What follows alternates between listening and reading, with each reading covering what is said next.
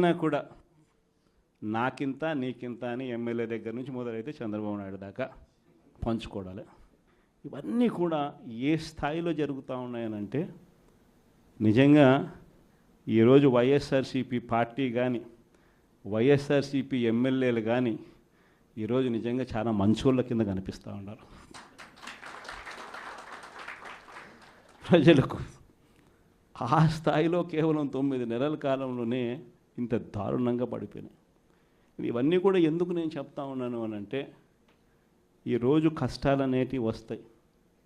ప్రతిపక్షంలో ఉన్నప్పుడు, రాజకీయాలలో మరీ ముఖ్యంగా ఉన్నప్పుడు ప్రతి ఒక్కరూ కూడా ఒక్కటే గుర్తుపెట్టుకోవాలి, కష్టం రానిదే సుఖం రాదు. ప్రతి మనిషి జీవితంలో కూడా కష్టాలు సుఖాలు అనేది పార్ట్ అండ్ పార్సల్. ప్రతిపక్షంలో ఉన్నప్పుడు మన కష్టాలు కనిపిస్తాయి, కానీ ఆ ప్రతిపక్షంలో ఉన్నప్పుడు ఆ కష్టాలలో వచ్చినప్పుడు మనం ఆ కష్టాలను ఎలా ఎదుర్కొంటాం అన్నది మనల్ని లీడర్లు చేస్తాయి. కష్టం వచ్చినప్పుడు మన క్యారెక్టర్ను మనం అమ్మేసుకుంటే, మన వ్యక్తిత్వాన్ని మనం అమ్మేసుకుంటే, ఒక్కసారి బాటిల్లో ఉన్న నీళ్ళు బాటిల్లో ఉంటే బాటిల్లో నీళ్ళు తాగుతాం, బాటిల్లో ఉన్న నీళ్ళు ఒక్కసారి ఇలా పడేసినామనంటే భూమిలోకి పడిపోతాయి, మళ్ళీ ఏరుకోలేం. క్యారెక్టర్ కూడా అలాంటిదే. ఒక్కసారి విడిచిపెట్టేసినాము అని అంటే మళ్ళీ దాన్ని ఏరుకోలేం. ప్రజల్లో చులకనవుతాం, ప్రజల్లో పలచనవుతాం. ఇది ప్రతి ఒక్కరూ కూడా గుర్తుపెట్టుకోండి. కష్టాలు అన్నటివి ఎల్లకాలం ఉండవు. ఎవరికి ఏ కష్టం వచ్చినా కూడా నా కథ గుర్తు తెచ్చుకోండి. 16 నెలలు నన్ను జైల్లో పెట్టినారు.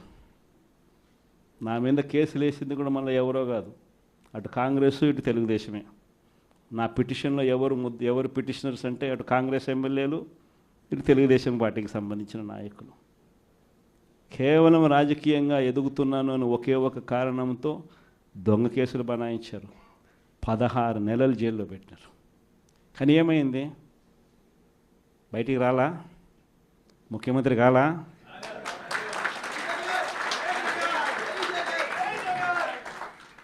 ప్రతి ఒక్కరు ఇది గుర్తుపెట్టుకోండి. ఎవరికైనా ఇంతే. మహా చేస్తే వీళ్ళు ఏం చేయగలుగుతారు? దొంగ కేసులు పెడతారు, కాదండంలా బెదిరిస్తారు, కాదండంలా మహా అయితే 3 నెలలు లోపల వేస్తారు, అది కాదండంలా. కానీ ఏం చేస్తారు? 3 నెలల తర్వాత మళ్ళా వస్తాం, రెట్టించిన ఉత్సాహంతో మళ్ళా పనిచేస్తాం. ఎవరెవరైతే మిమ్మల్ని జైల్లో పెట్టే కార్యక్రమం ఎవరెవరైతే చేస్తారో, మంచి చేసిన వాళ్ళని గుర్తుపెట్టుకోండి, చెడు చేసిన వాడిని గుర్తుపెట్టుకోండి. ఇద్దరిని గుర్తుపెట్టుకోమని చెప్తాను. ఊరికే చూస్తూ ఊరుకోం. వైఎస్ఆర్ కాంగ్రెస్ పార్టీ బ్రతుకుతుంది. వైఎస్ఆర్ కాంగ్రెస్ పార్టీ ఈ రాష్ట్రాన్ని ఏలుతుంది అని కూడా ఈ సందర్భంగా చెప్తాను. మరో 30 సంవత్సరాలు ఏళ్తామని కూడా ఈ సందర్భంగా కూడా మరి గట్టిగా కూడా చెప్తాను. కాబట్టి ఎవ్వరూ కూడా వైఎస్ఆర్ కాంగ్రెస్ పార్టీకి సంబంధించిన ఏ కార్యకర్త వెంటికి కూడా పీకలేడు అని చెప్పి కూడా ఈ సందర్భంగా చెప్తాను. ఇది ప్రతి ఒక్కరూ గుర్తుపెట్టుకోండి. ఒక్కటే గుర్తుపెట్టుకోండి, ఈసారి జగనన్న 2.0 కొంచెం వేరుగా కూడా ఉంటుంది. ఈసారి జగనన్న 2.0 కార్యకర్త కోసం ఎలా పనిచేస్తుందో కూడా చూపిస్తుంది. ఇది మాత్రం నేను ఖచ్చితంగా చెప్తా ఉన్నా. ఎందుకనంటే జగనన్న 1.0లో బహుశా కార్యకర్తలకు నేను అంత గొప్పగా బహుశా చేయలేకపోయి ఉండొచ్చేమో. ప్రతి పథకము ప్రతి విషయంలోనూ కూడా మొట్టమొదటిగా ప్రజలే గుర్తుకొచ్చారు. ప్రజలకు మంచి చేయడం కోసమే నా టైం కేటాయించా, నా తాపత్రయపడ్డా, ప్రతి విషయంలోనూ దానికోసమే అడుగులు వేశా. కానీ జగనన్న 2.0కి వచ్చేసరికి మాత్రం చంద్రబాబు నాయుడు కార్యకర్తలకు పెడతా ఉన్న ఇబ్బందులు చూసా, కార్యకర్తలు పడతా ఉన్న అవస్థలు చూసా, కార్యకర్తలు పడతా ఉన్న బాధను గమనించా. వీళ్ళ కోసం గట్టిగా మీ జగనన్న ఉంటాడని సందర్భంగా గట్టిగా చెప్తాను. విజయవాడ లాంటి కార్పొరేషన్లో కూడా 49 స్థానాలు మనం అప్పట్లో గెలిస్తే తెలుగుదేశం పార్టీ కూటమి వీళ్ళకు వచ్చిన స్థానాలు 14, కమ్యూనిస్టులకు వచ్చింది 1. ఈ 49 స్థానాలకు మనం గెలిస్తే 64 గాను వాళ్ళకు కేవలం 14 స్థానాలు ఉన్నప్పటికీ ఎన్నికలు అయిపోయిన తర్వాత రోజు నుంచి రకరకాల భయాలు, రకరకాల ప్రలోభాలు అదే పనిగా పెడుతూ ఒక 11 మందిని మాత్రం భయపెట్టో ప్రలోభాలు పెట్టో తీసుకోవడం జరిగింది. అయినప్పటికీ 38 మంది నిఠారుగా నిలబడ్డారు అని చెప్పడానికి గర్వపడతాను.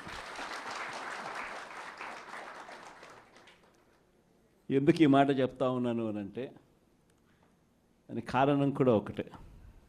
ఇన్ఫ్యాక్ట్ ఏ కార్పొరేషన్ చూసుకున్నా, ఏ మున్సిపాలిటీ చూసుకున్నా, రాష్ట్రంలో ఉన్న ఏ జెడ్పీటీసీ పరిధిలో ఉన్న ఏ మండలం తీసుకున్నా, అటు ఎంపీపీలైనా కానీ, అటు జెడ్పీటీసీలైనా కానీ, సర్పంచ్లైనా కూడా, ఏది తీసుకున్నా కూడా ఎన్నికలు అయిపోయిన తర్వాత 3 సంవత్సరాల తర్వాత లోకల్ బాడీ ఎన్నికలు జరిగితే అటువంటి ఎన్నికల్లో ఈ రకమైన రిజల్ట్స్తో రాష్ట్రమంతా క్లీన్ స్వీప్ చేసిన పరిస్థితి వైఎస్ఆర్సీపీ ప్రభుత్వం, మన ప్రభుత్వం.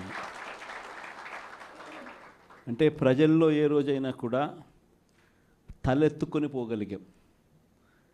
ప్రజలకు ఎన్నికల మేనిఫెస్టో అని చెప్పి ఏదైతే ఎన్నికల వేళ మనం ఏదైతే ఇచ్చామో, చూపించామో, ఏదైతే చూపించి మనం ఓట్లు అడిగామో, ఆ ఎన్నికల మేనిఫెస్టోలో 99% హామీలను నెరవేర్చి ప్రతి నెల ఏ పథకం అమలు చేస్తూ ఉన్నామో బడ్జెట్ ప్రవేశపెట్టే రోజే సంక్షేమానికి సంబంధించిన క్యాలెండర్ కూడా రిలీజ్ చేస్తూ, ఇదిగో ఈ నెల ఈ పథకం, ఇదిగో ఈ నెల ఈ పథకం, ఇదిగో ఈ నెల ఈ పథకం అంటూ క్రమం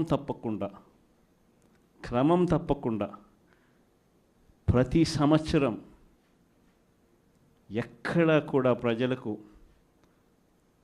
నష్టం జరగకుండా, ఇబ్బందులు పడకుండా, క్రమం తప్పకుండా ఇచ్చిన ప్రభుత్వం ఏదైనా ఉంది అని అంటే అది దేశ చరిత్రలో ఒక వైఎస్ఆర్సీపీ ప్రభుత్వం మాత్రమే అని చెప్తాను. వైఎస్ఆర్సీపీ అన్న పార్టీ నిజంగా ఒక విలువల కోసం నిలబడిన పార్టీ. నా దగ్గర నుంచి మొదలెడితే ప్రతి కార్యకర్త కూడా, ప్రతి గ్రామ స్థాయిలో ఉన్న కార్యకర్త కూడా కాలర్ ఎగరేసుకొని ఇది నా పార్టీ అని చెప్పి గర్వంగా చెప్పుకునే, వాళ్ళకి ఏదైతే మనం చెప్పామో అది చేసి చూపించిన తర్వాతనే మనం ఓట్లు అడిగి గెలిచాము. కాబట్టి ప్రజల దగ్గర ఏ రోజు మన విలువ తగ్గల. కానీ ఎన్నికలైన 9 నెలలు కూడా తిరక్క మునిపే ఈరోజు ఏ తెలుగుదేశం పార్టీ కార్యకర్త కూడా గడప గడప అంటూ ప్రజల ఇళ్లకు వెళ్ళే పరిస్థితి ఏ ఒక్కరికి కూడా లేదు.